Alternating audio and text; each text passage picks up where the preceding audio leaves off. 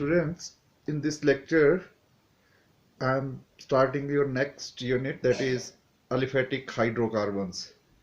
Now aliphatic hydrocarbons heading के under we will study the hydrocarbons. So आप जानते हैं कि the compounds of the organic compound that contains only the two atoms, that is carbon and hydrogen.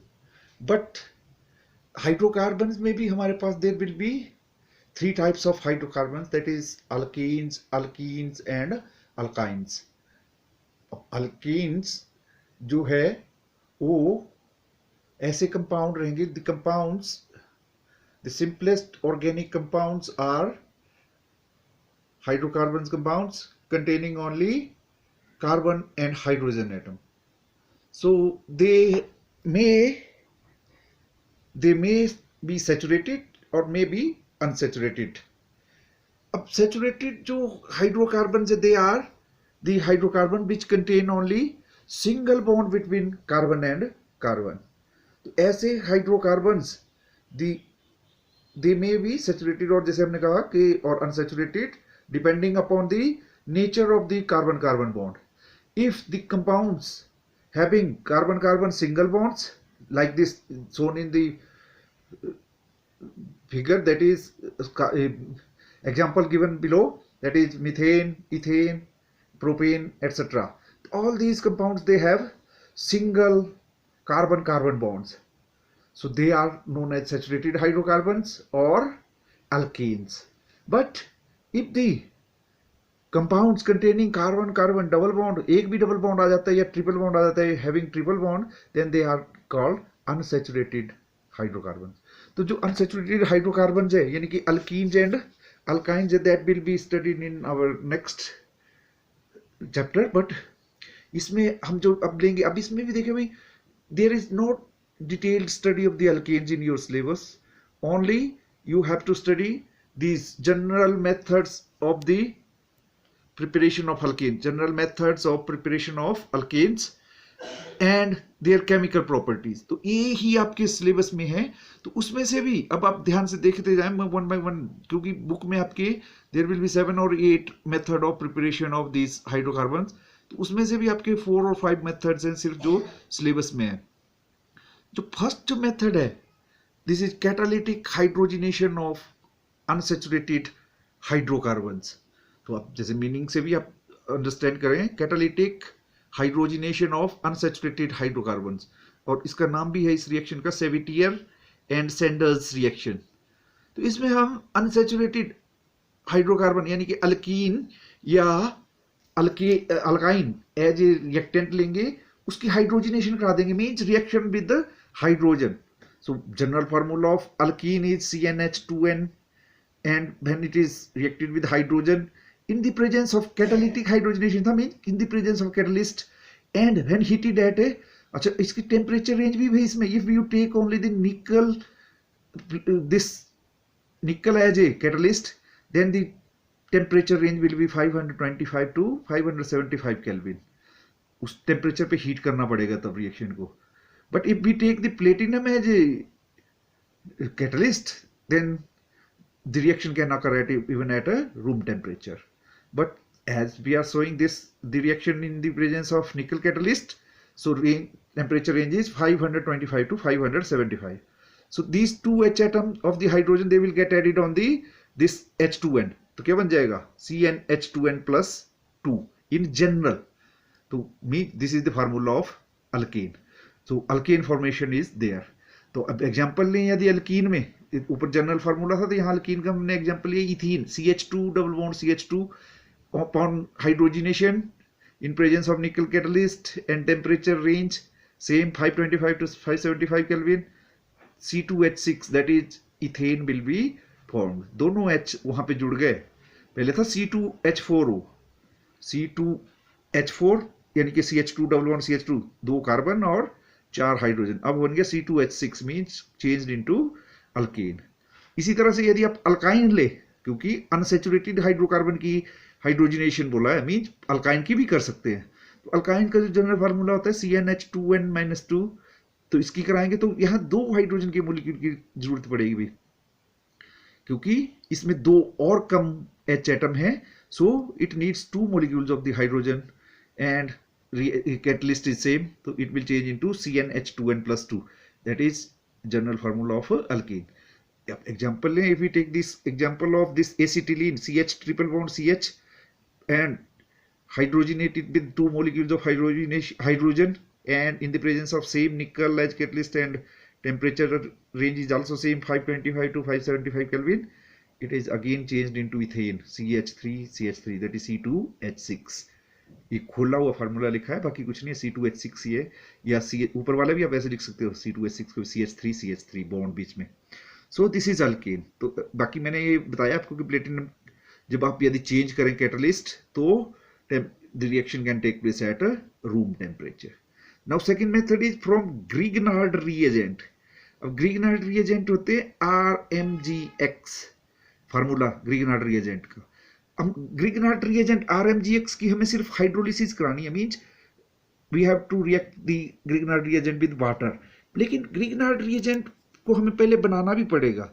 So if we react a solution of the alkyl halide in dry ether, if we take solution of the alkyl halide लें RX alkyl halide in dry ether and treat it with magnesium as metal, magnesium या sodium भी चलेगा, sorry magnesium या कोई और metal चले, लेकिन magnesium की फॉर्म में लिए हम नहीं, मैग्नीशियम फिक्स्ड है इसमें, जैसे हमने RMGX.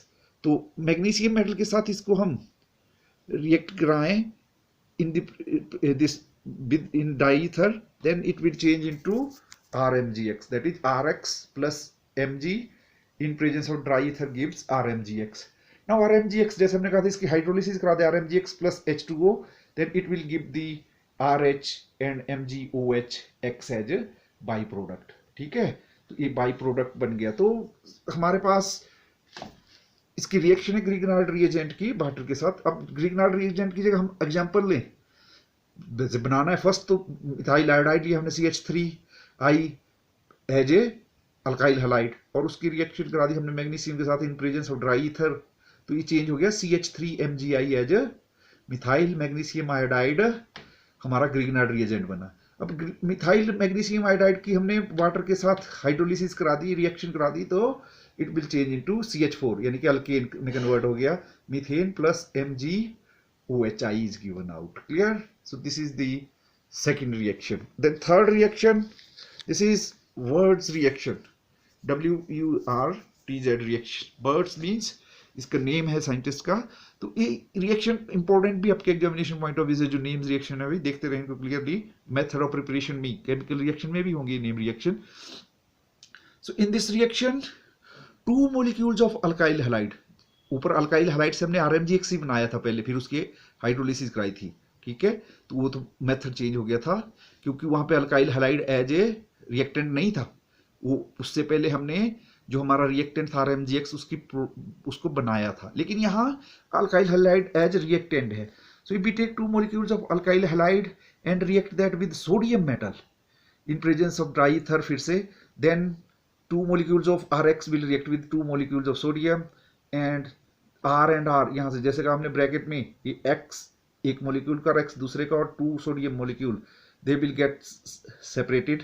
जो आपके ब्रैकेट्स में क्लोज्ड है वो पार्ट निकल जाएगा और R and R में लिंक हो जाएगा. R and R means alkane formation takes place, plus 2NaX is given out. Clear? तो ये है मेथड भाई. तो इसमें ये जो बना हमारे पास, that is R and R. अब एग्जांपल ले सकते हो. We take the example of methyl iodide, CH3I plus 2Na with second molecule of methyl iodide. तो ये यहाँ से 2NaI will given out and CH3 will get linked. That is CH3 ethane formation takes place plus 2 sodium iodide molecules are given out. आप example और भी ले सकते हो, चेंज भी कर सकते हो, जैसे कहा अब इसको अल्काइल हैलाइड को भी और बड़ा भी कर सकते हो. For example now we have ethyl bromide.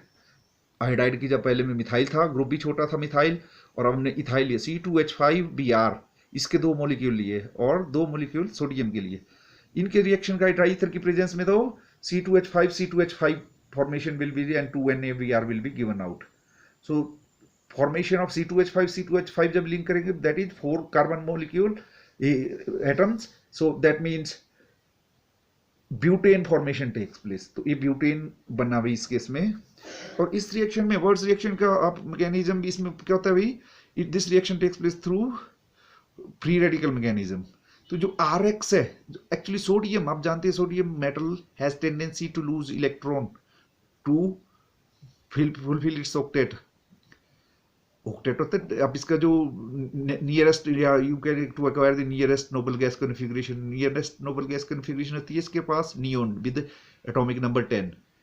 अपना इसका एटॉमिक नंबर रहता है 11, तो एक इलेक्ट्रॉन लूज करेगा तो 10 का एटॉमिक नंबर एक्वायर कर जाएगा।